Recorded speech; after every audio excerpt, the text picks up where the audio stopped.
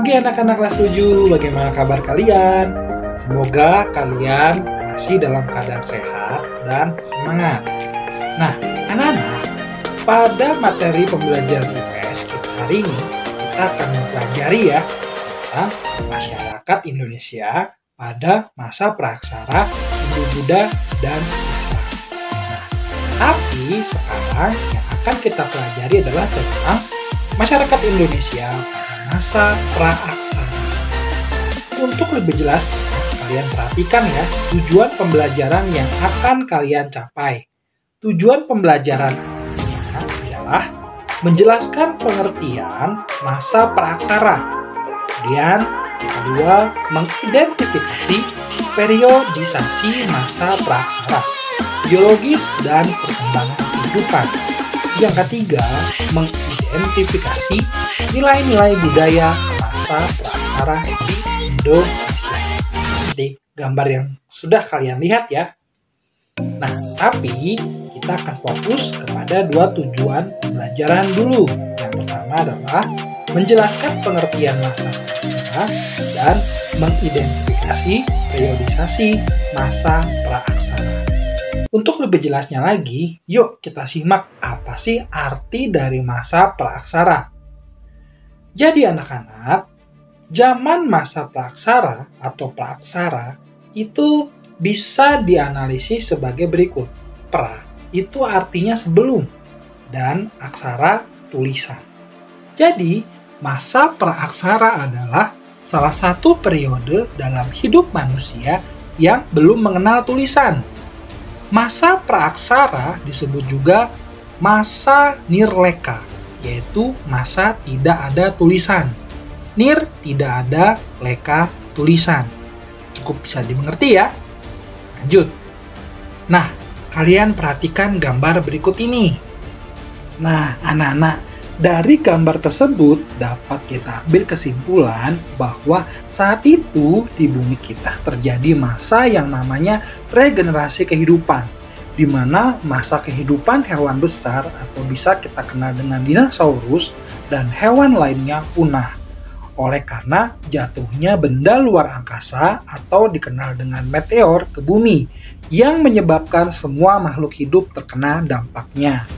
Periodisasi zaman masa praaksara di Indonesia dibagi menjadi 3, yaitu geologis, arkeologis, dan perkembangan kehidupan manusia. Periodisasi zaman praaksara di Indonesia secara geologis dibagi menjadi 4 zaman. Yang pertama adalah zaman Arkaikum, yang kedua zaman Mesozoikum, yang ketiga zaman Paleozoikum, yang keempat zaman Neozoikum atau Kenozoikum.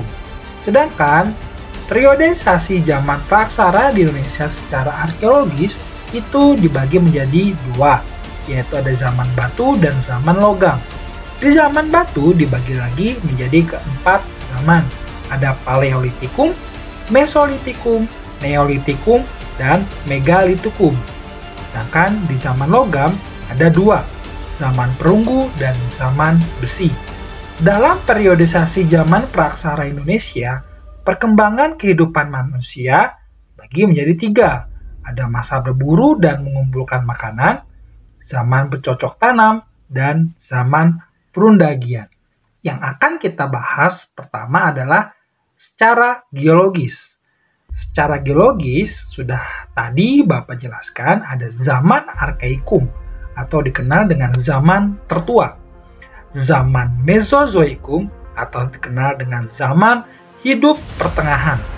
Yang ketiga, zaman Paleozoikum atau dikenal dengan zaman kehidupan tua.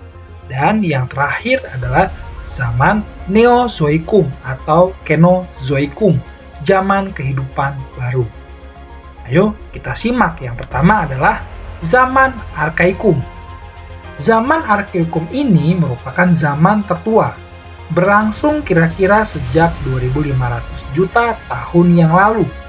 Kulit bumi pada saat itu sangat panas dan belum ada kehidupan. Selanjutnya kita masuk ke dalam zaman Paleozoikum. Zaman Paleozoikum disebut juga dengan zaman kehidupan tua.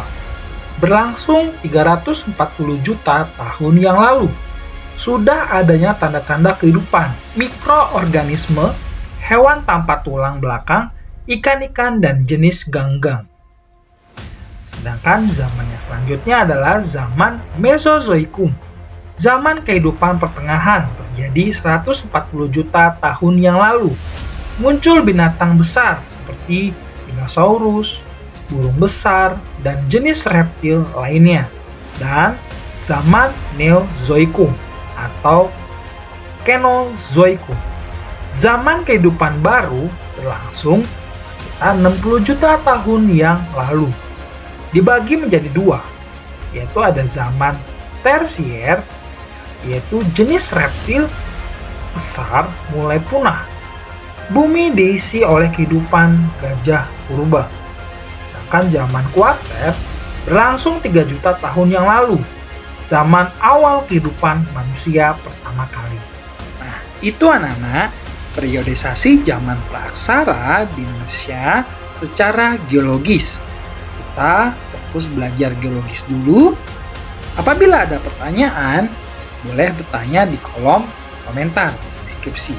Jangan lupa untuk menuliskan kesimpulan dari video pembelajaran berikut ini. Semoga bermanfaat. Salam sehat.